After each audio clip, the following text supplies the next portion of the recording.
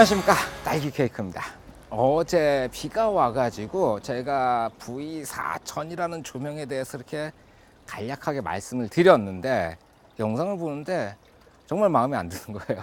왜 이렇게 나왔지? 라는 생각도 많이 들고, 좀 공간적인 그 제약도 있었고, 그래서 이 밤에 조명을 쓴다는 게 일반적인 상식이니까요. 그래서 밤에 조명을 가지고 나왔습니다. 가로등이 아니고 V4000이었습니다. 오이쿠. 자, 제가 이 V4000이라는 조명을 추천하는 첫 번째 이유는 혼자서 컨트롤 할 수 있는 가장 큰 크기라서 그래요. 이거보다 더 커지면은 실질적으로 혼자서 조명을 컨트롤하기가 힘들어요. 너무 커가지고.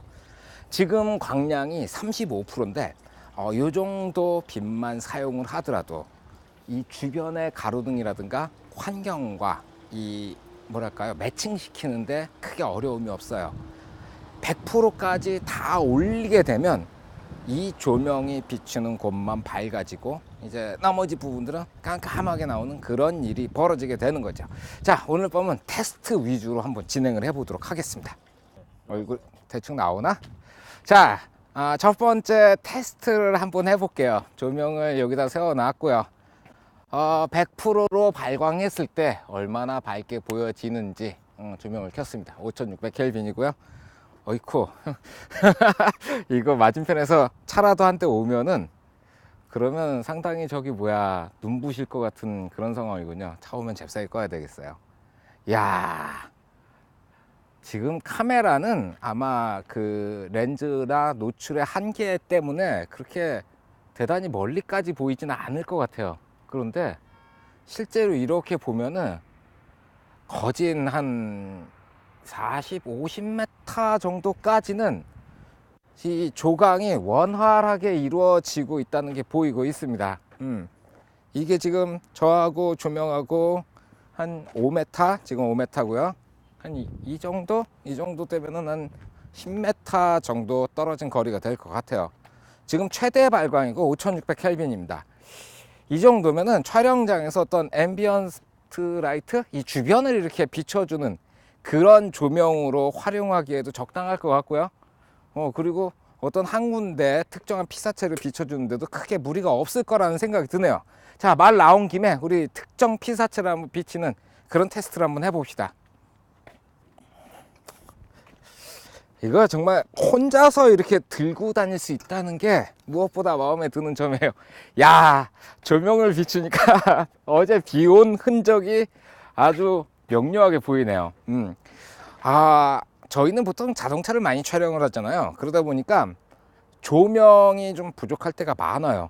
특히 할로겐을 많이 썼을 때는 무슨 일이 있었냐면은 앞에다가 디퓨저를 대는 거예요. 그러니까 커다란 천 같은 걸 대가지고 빛을 좀 이렇게 뿌려주는, 디퓨저가 뿌려준다는 뜻이니까 디퓨저를 대가지고 조금 더 소프트, 그런 느낌으로 부드러운 느낌을 만들기 위해서 많이 노력을 하는 편인데, 그때마다 걸리는 게 뭐냐 하면은 할로겐이 디퓨저를 통과하면서 빛의 반은 투과를 하고 반 정도는 뒤로 거꾸로 날아가 버려요. 그러니까 650W짜리 전구라든가 1000W짜리를 써도 뭐 300W급 혹은 500W급 조명을 쓴 것 같은 그런 그 효과를 얻게 되는데, 얘 같은 경우에는 광원도 크고 앞에 달려있는 패널도 디퓨저하고 하니까 그런 그 낭비되는 빛들이 적어지면서 상당히 효과적인 라이팅을 할 수가 있어요. 특히 이렇게 자동차 전체를 비추겠다고 이렇게 하는 것도 있고요. 그리고 일부분 조광하는 것도 있습니다. 자, 이제 일부분을 한번 조광해서 촬영해 보도록 할게요.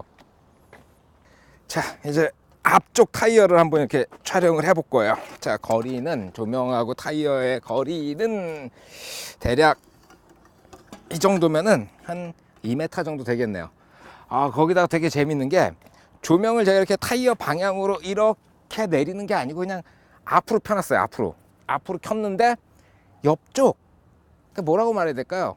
가운데 라이트가 아니고 대각선으로 뻗어나오는 요 사광, 요런 라이트로 지금 타이어를 조광하고 있어요.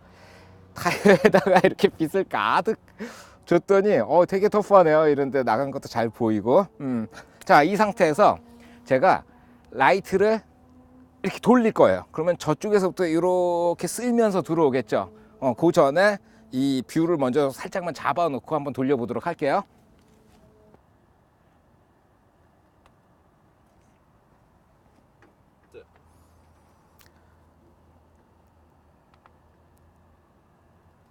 좋아요. 자, 다른 어떤 스킬을 넣은 것보다 그냥 라이트를 이렇게 회전시켰어요. 그런데 이 뭐랄까 반사되는 각으로 입사각과 반사각을 맞춰가지고 돌렸더니 이 지저분한 타이어도 왠지 조금 있어 보이는 그런 게 나오네요. 거기다가 적절하게 포커스를 얇게 가져가 가지고 야 이거 좀 더 줘야 되겠는데 아니 딴 말 하면 안 되는구나.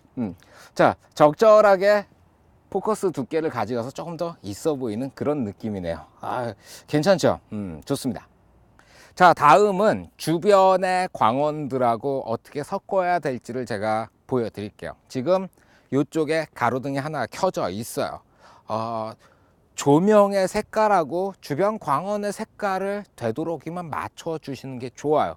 그런데 여기가 되게 특이한 게 조명에 녹색이 끼어 있어요. 뭐죠? 녹색이라니. 이게 생각보다 수월하지가 않아요. 그리고 이렇게 들어오면 제 얼굴이 안 보이죠. 그리고 이 조명 상태에서 되게 마음에 드는 점이 뭐냐 하면은 요 뒤에 나무들이 이 뒤쪽으로 그림자가 가로등 때문에 생기는 것들이 있어요. 제가 여기 가서 이제 조명을 한번 켜 볼게요. 조명을 켜게 되면 조명이 워낙 강하다 보니까 얘들이 다 사라져 버리는 그런 현상이 일어날 거예요. 오케이.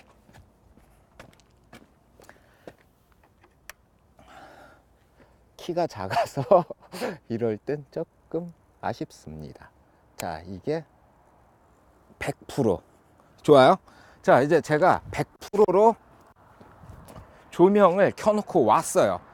200W급 조명 하나인데도 불구하고 이 주변의 모든 것들을 얘가 그냥 다 잡아먹어 버려요. 워낙 강한 조명이다 보니까. 이렇게 사용하는 게 어떨 때는 더 맞다는 생각이 들 때가 있어요. 이게 이 상황에 더 어울리겠다는 생각이 들 때가 있는데, 이거 말고 제가 아까 들어올 때 말씀드린 게 저 나무 그림자가 마음에 든다고 말씀을 드렸죠. 그러니까 저 나무 그림자를 살리는 방향으로 갈게요. 저 조명이랑 이 조명이랑 대략 보니까 한 10배 이상 차이 나는 것 같아요. 자, 그러면 밑에서부터 시작을 하는 거죠. 10%, 10%는 너무 작을 테니까 20%로 맞추고 다시 올게요.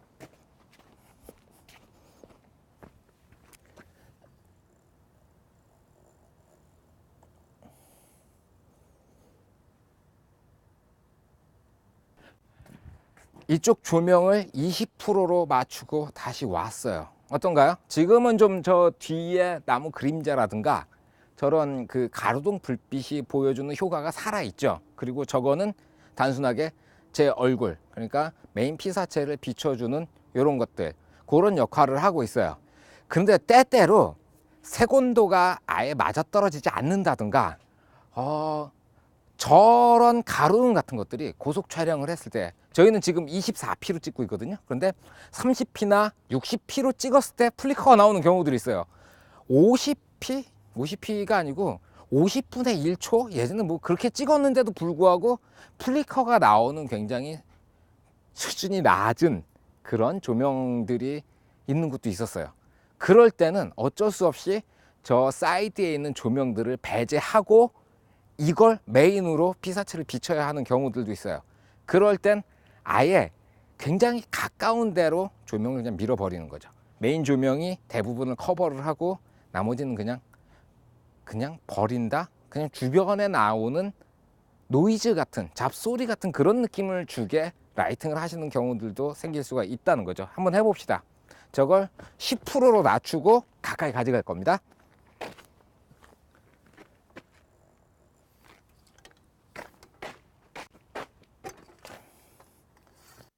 이 정도